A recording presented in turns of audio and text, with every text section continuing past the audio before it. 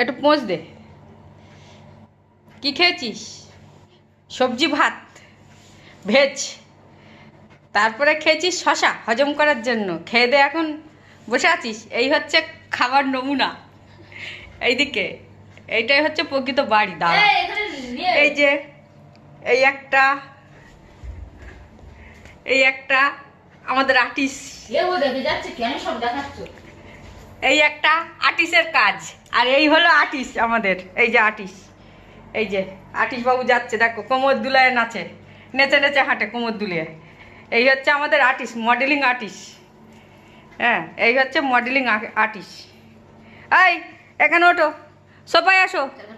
এই যে তোমার আর্টিস্ট, এই এদিকে এখানে ওঠ, সোফায় ওঠ। দেখো সোফা কোনটা, খাট কোনটা, ও সব কিছু বোঝে।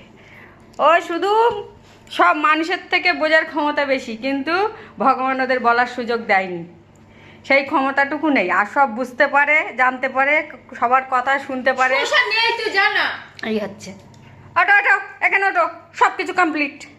ওটো, এই সব ওটো, কই সব ওটো, ওটো ওটো, শুয়ে পড়ো, বসো, শুয়ে পড়ো, শুয়ে পড়ো, শুয়ে পড়ো, শুয়ে পড়ো। আর শশা নেই, আবার বিকালবেলা শুয়ে পড়ো, আবার প্রসাদ আনবো তখন দেবো, ঠিক আছে? শুয়ে পড়ো, ফোনটা সরো, শুয়ে পড়ো, শুয়ে পড়ো। শশা নেই তো, হাত খালি। নাকে দেখো ভাতের ঝোল। আজকে না তুমি মুখটাও ভালো করে চেটে খাও না, আমাকে মুছতে হচ্ছে। আর একটু নাকটাকগুলো মুছিয়ে দিই, ঠিক আছে?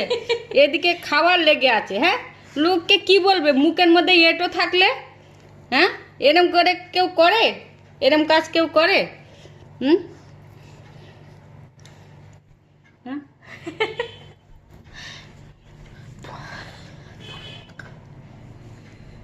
এই হচ্ছে আমাদের আর্টিস্ট বাবু। দেখে নাও, কারোর বাড়িতে যদি লাগে বলো, পাঠিয়ে দেবো, ভালো মতো ডিজাইনার করে দেবে। আর্টিস্ট বাবু খুব ভালো জানে ডিজাইনগুলো করতে।